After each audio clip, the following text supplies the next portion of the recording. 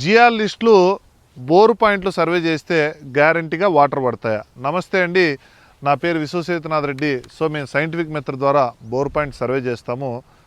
రైతులు కాల్ చేస్తారు, కాల్ చేసిన తర్వాత పలానా ఊరి పేరు చెప్తారు. ఊరి పేరు చెప్పిన తర్వాత మీ ఛార్జెస్ ఎంత అని అడుగుతారు. వెంటనే ఏ పద్ధతిలో చెక్ చేస్తారు, ఎలా చెక్ చేస్తారు అనేది ఏం అడగరండి. సో మీరు అలా అడగకండి.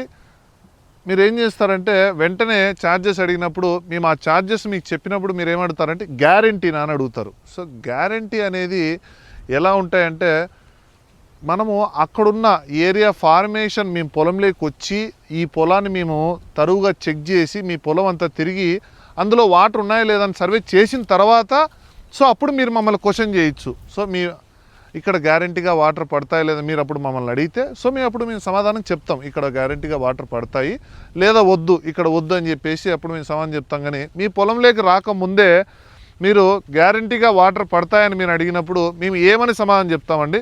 సో ఎగ్జాంపుల్ మీరు నన్ను క్వశ్చన్ చేస్తారు, మీరు బోర్ పాయింట్ చూస్తే ఖచ్చితంగా నీళ్ళు పడతాయని. నేను నీళ్ళు పడతాయనే చెప్తాను, కానీ లేదండి నేను చూస్తే 100లో 50 బోర్లు ఫెయిల్ అవుతాయి, 50 బోర్లు సక్సెస్ అని అయితే చెప్పం కదండి.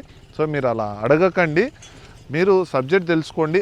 అనుభవం ఉన్న జియాలజిస్ట్తో సర్వే చేయించుకుంటే సో బోర్లు ఫెయిల్ కాకుండా కాపాడతారండి జియాలజిస్టులు. సో సక్సెస్ అనేది ఆ ఏరియాలో ఉన్న రీఛార్జ్ కండిషన్స్ సో ఇవన్నీ బేస్ చేసుకొని మేము అప్పుడు రిపోర్ట్లు ఇస్తాము. అప్పుడు మనం బోర్ వేసుకోవాలన్నా వద్దనేది చెప్తాము. అవసరం ఉంటేనే రికమెండేషన్స్ ఉంటేనే బోర్ పాయింట్ రికమెండేషన్ ఇస్తాము, బోర్ వేసుకోండి అని చెప్తాము. అనవసరంగా ఏరియా అనేది డ్రై ఉన్నప్పుడు ఏం చేస్తామంటే ఛార్జెస్ తీసుకొని వద్దని చెప్తాము. సో మీరు ఛార్జెస్ తీసుకొని మీరు బోర్ పాయింట్ వద్దంటే ఎట్లా అండి, మాకు నష్టం కదా అంటే సో మీరు బోర్ వేసుకొని నష్టపోయేదానికన్నా జియాలజిస్ట్ సంప్రదించుకొని ముందుగానే తక్కువ అమౌంట్తో మనం నష్టపోకుండా ఉండేదానికి అవకాశాలు ఉంటాయి. Right and thank you.